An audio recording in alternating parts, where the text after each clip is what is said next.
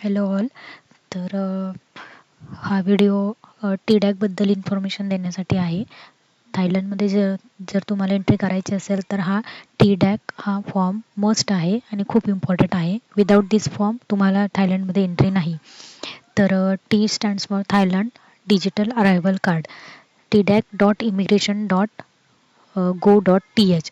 तर ही आहे त्यांची ऑफिशियल वेबसाईट. तर ज्यावेळेस तुम्ही या वेबसाईटवरती याल तर तुम्हाला काही असा UI मिळेल. तर याच्यामध्ये तुम्हाला एक 2 ऑप्शन्स मिळतील, अरायव्हल कार्ड आणि अपडेट अरायव्हल कार्ड. तर सगळ्यात इम्पॉर्टंट गोष्ट अशी की ही जी लिंक आहे ती त्यांची ऑफिशियल लिंक आहे to fill the TDAC form. तर तुम्हाला अशा बऱ्याचशा फेक लिंक्स पण असतील की ज्याच्यामध्ये तुम्हाला सेम UI मिळेल आणि तुम्ही जेव्हा फॉर्म फिल कराल त्याच्यानंतर पुढे गेल्यानंतर तुम्हाला काही अमाऊंट पे करायला लावतील. तर अशा गोष्टींपासून थोडंसं लांब राहणं गरजेचं आहे. आणि ही जी लिंक आहे ती इम्पॉर्टंट लिंक आहे आणि ही व्हॅलिड लिंक आहे to fill the TDAC form. तर हे अरायव्हल कार्ड आणि अपडेट अरायव्हल कार्ड असे 2 ऑप्शन्स असतील. जर तुम्ही आधीच अरायव्हल कार्ड फिल केलं असेल तर त्याच्यामध्ये जर तुम्हाला काही गोष्टीमध्ये चेंजेस करायचे असतील तर त्याच्यासाठी हे ऑप्शन आहे अपडेट अरायव्हल कार्ड. आपण नवीन फिल करतो म्हणून आपण इथे अरायव्हल कार्डवरती क्लिक करूया. तर इथे आल्यानंतर personal information, trip accommodation information आणि हेल्थ डिक्लेरेशन असे 3 सेक्शन्स तुम्हाला फिल करायचे असणार. तर पहिलं आहे पर्सनल इन्फॉर्मेशन. तर याच्यामध्ये तुम्ही जेव्हा हा फॉर्म फिल करता तेव्हा तुमच्याजवळ पासपोर्ट ठेवा. तर फॅमिली नेम जे तुमचं सरनेम इथं लिहायचं आहे. त्याच्यानंतर तुमचं फर्स्ट नेम जे काही तुमचं नाव असेल ते तुम्ही इथं लिहायचं आहे. त्याच्यानंतर मिडल नेम हे ऑप्शनल आहे. त्याच्यानंतर पासपोर्ट नंबर मी इथे डमी टाकते आहे, पण तुमचा जो काही पासपोर्ट नंबर असेल तो तुम्ही इथे केअरफुली फिल करा. त्याच्यानंतर नॅशनॅलिटी इंडियन असणार. इथे ऑप्शन येतं आहे IND इंडियन. तर त्याच्यानंतर पर्सनल इन्फॉर्मेशन तुमची डेट ऑफ बर्थ इथे केअरफुली टाकायची आहे. मी एक डमी टाकते आहे. मंथ आणि इकडे डेट. तुमचं ऑक्युपेशन काय म्हणजे तुम्ही काय करता ते इथे टाकायचं. मी इथे सर्व्हिस टाकते आहे. त्याच्यानंतर जेंडर सिलेक्ट करा. त्याच्यानंतर विजा नंबर आहे बघा इथे मॅन्डेटरी नाही दाखवत हे. हे जे स्टार्स असतात हे मॅन्डेटरी फील्ड्स आहेत ते तुम्हाला फिल करणं गरजेचं आहे. आणि हे विजा नंबर मॅन्डेटरी नाही आहे म्हणजे आपल्यासाठी इंडियन लोकांसाठी ॲज अ टुरिस्ट म्हणून तिथे विजाची गरज नाही. फक्त आपल्याला हा TDAC नावाचा फॉर्म आपल्याला फिल करायचा आणि तो तुम्हाला इमिग्रेशनमध्ये शो करायचा आहे. मग इथं विजा नंबर नाही आहे म्हणून आपण हे स्किप करूया. त्याच्यानंतर कंट्री टेरिटरी ऑफ रेसिडेन्स म्हणजे तुम्ही कुठल्या कंट्रीत राहता, कोणत्या कंट्रीचे तुम्ही नागरिक आहात. तर रिपब्लिक ऑफ इंडिया.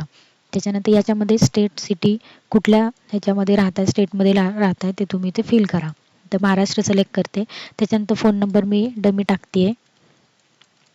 त्याच्यानंतर कंटिन्यू करायचं. Then date of arrival.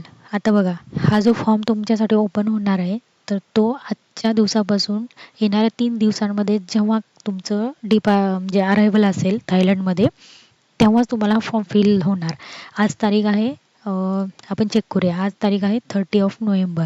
त्याच्यानंतर 1, 2, 3 म्हणजे 1 डिसेंबर, 2 आणि 3 डिसेंबरपर्यंत तुम्ही हा फॉर्म म्हणजे जर तुमचं अरायव्हल असेल तर या दिवसांमध्ये तर म्हणजे तुम्ही तो फॉर्म फिल करू शकता.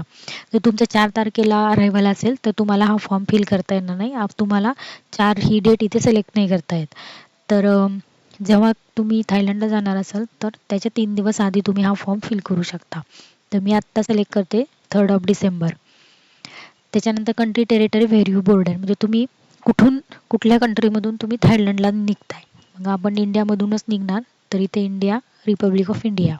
त्याच्यानंतर पर्पज ऑफ ट्रॅव्हल इथे काही पर्पजेसची लिस्ट दिली आहे. तर आपण हॉलिडेसाठी जातो म्हणून मी हॉलिडे सिलेक्ट करते आहे.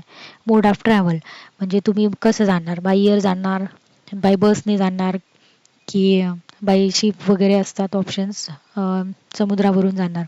तर बाय एअर मी सिलेक्ट करते आहे. त्याच्यानंतर मोड ऑफ ट्रान्सपोर्ट तर इथे commercial flight, private cargo airline आणि अदर. आपण आपलं जातो आहे म्हणून मी इथे कमर्शियल फ्लाईट सिलेक्ट करते आहे. त्याच्यानंतर इथे तुम्ही फ्लाईट नंबर टाकायचा. मी इथे डमी टाकते आहे. 6 हे मोस्टली इंडिगोचेच फ्लाईट्स राहतात. मी एक डमी नंबर टाकला आहे. त्याच्यानंतर डेट ऑफ डिपार्चर म्हणजे तुम्ही थायलंड कधी सोडताय.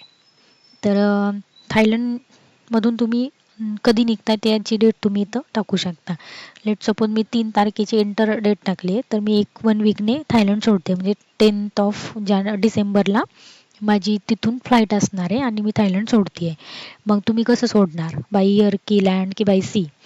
तर ते तुम्ही ऑप्शन इथं टाकायचं आहे.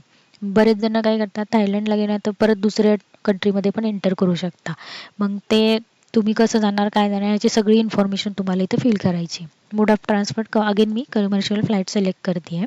त्याच्यानंतर फ्लाईट नंबर परत एकदा टाकणार. एक हा डमी नंबर मी परत टाकते आहे. त्याच्यानंतर type of accommodation in Thailand, म्हणजे आता इथे क्लिक केल्यानंतर तुम्हाला बरेच ऑप्शन येतील. हॉटेल येईल, then hostel, guest house, friends house, apartment की अदर. तर तुम्ही जसं तिथे अकोमोडेशन घेणार आहे त्या पद्धतीने तुम्ही ते फिल करा. मी हॉटेल हे सिलेक्ट करते आहे.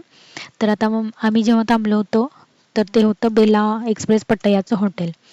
तर तुम्ही मोस्टली तुमची ट्रिप कधी स्टार्ट होते आहे तर ते पहिलं हॉटेल तुम्ही इथे टाकू शकता. तर याच्यामध्ये मी बेला एक्सप्रेस गुगलला टाकल्यानंतर मला इथं कंप्लीट ॲड्रेस मिळून गेला. तर मी इथे हा ॲड्रेस टाकते आहे.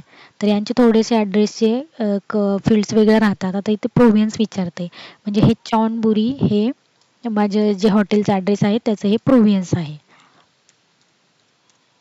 तर आपण इथे टाकूया चॉनबुरी आणि हे ऑप्शन येतं आहे. त्याच्यानंतर डिस्ट्रिक्ट बँगलुमांग डिस्ट्रिक्ट इथे ऑलरेडी लिहिलेलं आहे, मग त्याच्यावरून समजून जाईल की हा डिस्ट्रिक्ट बँगलुमांग आहे. त्याच्यानंतर सब डिस्ट्रिक्ट, तर हे नॉंगपुई हा एक सब डिस्ट्रिक्ट आहे तिथला. तर तुम्ही असं हॉटेलचा ॲड्रेस आधी टाकून मग परत या फील्ड तुम्ही फिल करू शकता, ते इझी जाईल. त्याच्यानंतर कंटिन्यू करायचं.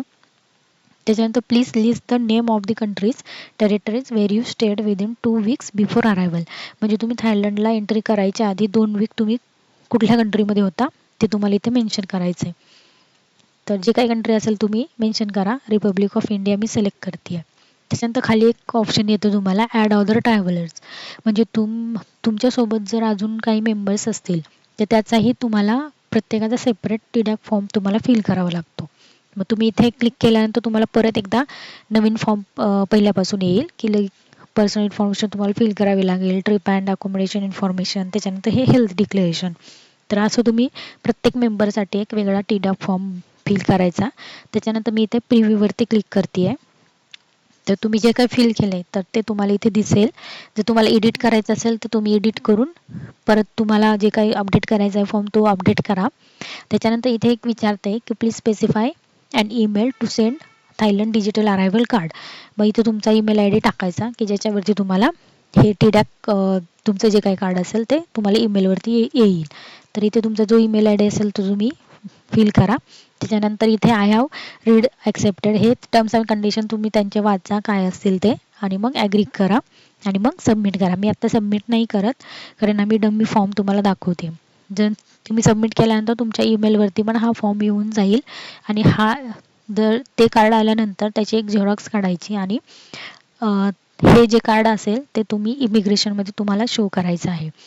तर विदाऊट डिस्कार्ड तुम्हाला इमिग्रेशनमधून बाहेर त्या कंट्रीमध्ये तुम्हाला अलाउ केलं जाणार नाही. त्याच्यामुळे हा खूप इम्पॉर्टंट फॉर्म आहे आणि खूप सिम्पल आहे. याच्यामागे काही रॉकेट सायन्स नाही. एक बेसिक इन्फॉर्मेशन तुम्हाला थायलंड विचारतं आहे की तुम्ही कोण आहात, काय आहात, कसं येणार, कोणती फ्लाईट वगैरे. तर अशा छोटासा हा फॉर्म आहे पण खूप इम्पॉर्टंट आहे. ह्या फॉर्मशिवाय तुम्हाला एंट्री नाही. तर हा फॉर्म मस्ट आहे आणि हा फॉर्म भरूनच तुम्ही एंट्री करू शकता. तर थँक्यू.